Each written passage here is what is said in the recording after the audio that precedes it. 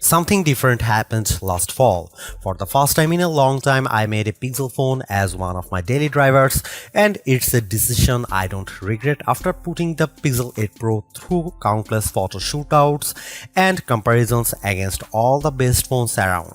Now that its successor is finally here, I have high expectations for the Pixel 9 Pro XL. That's because the Pixel 8 Pro stuck around for almost a year, even when newer Android phones like the OnePlus 12 and Galaxy S24 Ultra tried to tempt me away from it. Google's rearranging its Pixel lineup because instead of just one flagship model, we are getting two Pro models instead. Technically speaking, the Pixel 9 Pro XL is the direct successor to the Pixel 8 Pro because of their similar sized screens, whereas the Pixel 9 Pro has a much smaller display. I break down all the details about them in my Pixel 9 and Pixel 9 Pro versus Pixel 9 Pro XL comparison. Given the opportunity of the iPhone 15 Pro Max and Galaxy S24 Ultra, Google's arming the Pixel 9 Pro XL with bigger upgrades like newer cameras, more helpful AI features, and a stronger, more durable design. In my Pixel 9 Pro XL review, I will see if it's a worthy update that could convince people to choose it over rival phones. Frankly, I'm annoyed that we are getting back-to-back price hikes because the Pixel 8 Pro launched at $100 more than its predecessor last year with its $999 starting cost. And now with the Pixel 9 Pro XL, it's up by yet another $100 to a starting price of $1,099 in the US. This effectively ends one of the best parts about getting a Pixel phone, their discounted prices. Pixel 9 Pro XL pre-orders are available right now with steep discounts on the flagship phone when you do a trade-in, although it will be available online and select retailers starting on September 4. There's a total of 4 colors at launch: Obsidian, Porcelain, Hazel, and Rose Quartz. I do miss the Bay option for my Pixel 8 Pro, but I do like the Rose Quartz color of my Pixel 9 Pro XL review unit because of its lighter tone. I'm really annoyed that the base starting storage is still 128GB. First and foremost, I love the redesigned camera hump on the back of the phone because it's much more pronounced than ever before. The elongated pill-shaped protrusion in a departure from the edge-to-edge camera bar in past Pixels, but it's exactly what it needs to set it apart from other phone designs. Apart from the camera arrangement, the design of the Pixel 9 Pro XL makes it look eerily similar to the iPhone 14 Pro Max due to the polished metal rims that are now flat as opposed to contoured. I know others may like this change, but it doesn't feel as comfortable to hold as the rounded edges of the Pixel 8 Pro, so it's something I'm just going to need to get used to. Despite this, at least it's still sporting the same matte gloss surfaces as before to give them that always clean, smooth look. Google claims that the design is twice as durable as the Pixel 8 Pro with its IP68 construction, especially with Corning Gorilla Glass Victus 2 protecting its screen. During its Made by Google event, the company made an outrageous claim that Pixel 9 Pro XL 6.8-inch Super Actua display reaches a peak brightness of 3000 nits. I didn't think it was ever going to get close to that in our testing, but I was mistaken. Hands down, the Pixel 9 Pro XL has the brightest screen we have ever tested, reaching a blinding peak of 2469 nits, a substantial improvement over the 1526 nits of the Pixel 8 Pro. And you know what? It shows outside when I play the same 4K HDR clip, with the Pixel 9 Pro XL being noticeably brighter than the Pixel 8 Pro. But it doesn't end there either, because this OLED panel looks marvelous with its rich color tones and wide viewing angles that barely show any distortion when I look at it from an angle. This record-breaking mark is hard to believe, more so when rival phones like Galaxy S24 Ultra tops out at 1326 nits. I'm starting to believe that phone makers are leaning on software more so than the hardware to propel their cameras, and the Pixel 9 Pro XL is proof of this. That's because its triple camera system consists of a 50 megapixel main camera, 48 megapixel ultra wide, and 48 megapixel telephoto with 5x optical zoom. Technically speaking, the main and telephoto cameras are identical to Pixel 8 Pro. However, the ultra wide benefits from a wider f1.7 aperture, which makes it more suitable for low light. While the rear cameras are similar for the most part, it's the selfie camera that gets the biggest upgrade. A pixel crunching 42 megapixel autofocusing front camera with a wider 103-degree field of view. I won't spill the beans on how it performs just yet, but it's undoubtedly a big upgrade if you intend on using it a lot. Meanwhile, the camera interface is just as intuitive and robust as ever before. Since it's a Pro model, shutterbugs like myself appreciate the Pro controls that let me dial in a few of the camera settings manually. The only new changes include the Add Me feature, which leans on AR guidance to let the photographer be included in the shot along with how panoramic photos are taken. Here are some camera samples of Google Pixel 9 Pro XL.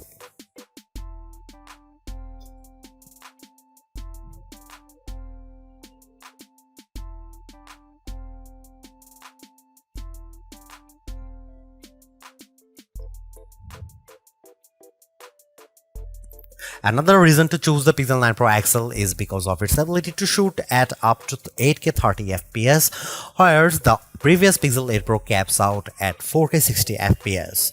On one hand, I like the extra utility of 8K recording because it gives me more playing zoom to edit videos by cropping them or adding digital pans or zooms in my video editing software, but you will need a high performance machine to handle them. While there are plenty of shooting modes and settings to adjust with video, like choosing between 24, 30 or 60 FPS, it still lacks full manual controls to get me the look I really want to go after. Here are some video samples of Pixel 9 Pro XL.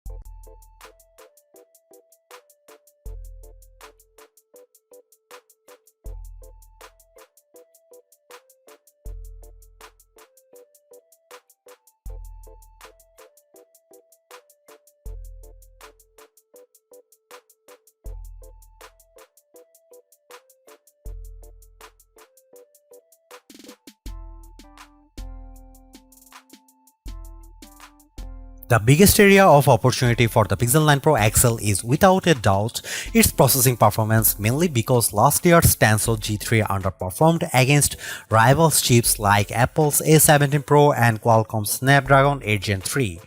With the Tensor G4 calling the shots, it's an improvement over the Pixel 8 Pro with Geekbench single and multi-core scores averaging at 100, 929 and 4747 respectively. On paper, it beats Pixel 8 Pro's scores of 1699 and 3666, but it trails the performance benchmark results of the iPhone 15 Pro Max and Galaxy S24 Ultra. Despite this, I am happy to report that its performance is buttery smooth and responsive with all the normal functions I do on my phone. I am also pleased by how it manages to keep more apps in memory with its upgraded 16 GB of RAM, which means less refreshing if I am multitasking.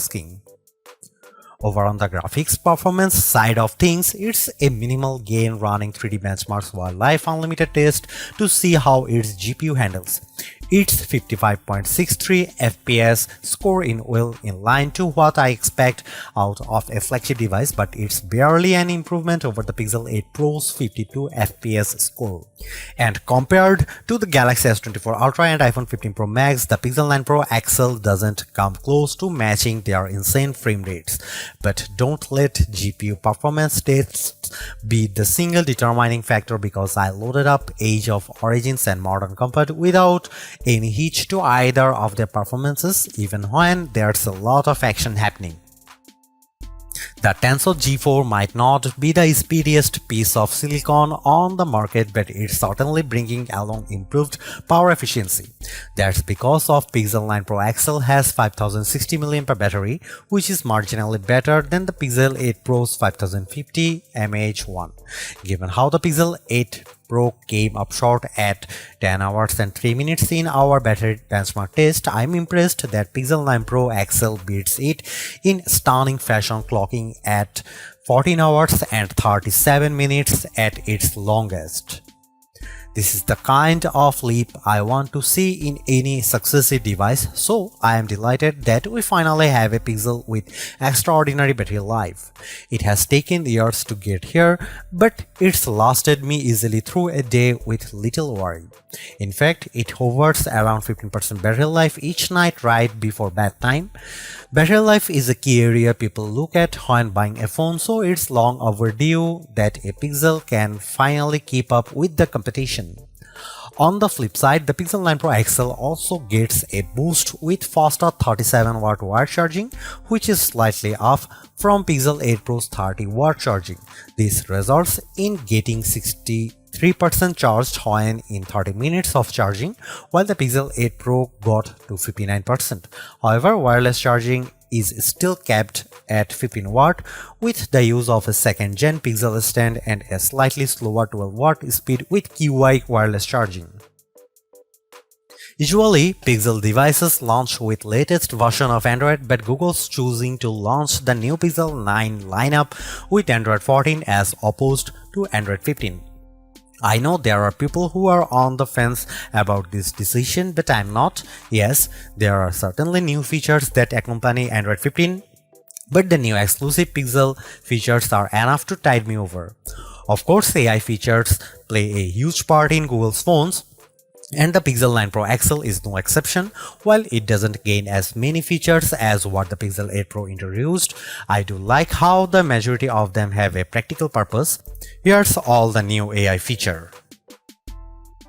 First of all, Google Gemini is the virtual assistant that handles everything on the phone, from asking it to create a list of places to visit on your vacation to controlling your favorite smart home devices. What's even better is that I can access Gemini Live by pressing on the corresponding button in the Gemini app. What I am impressed most about Gemini Live is the assistant's ability to handle natural conversation, like when I ask a follow-up question while it's speaking. It's even better that it sounds like I am having a conversation with an actual person.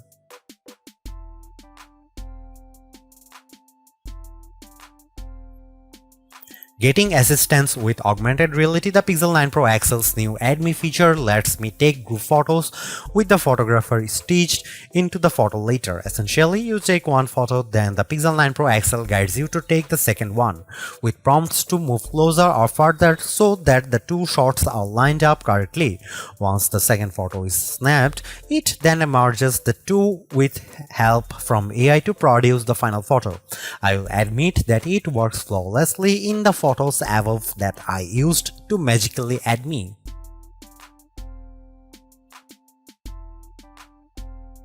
Technically a new feature within Magic Editor, I love how the new Reimagine feature uses generative AI to tweak my photos.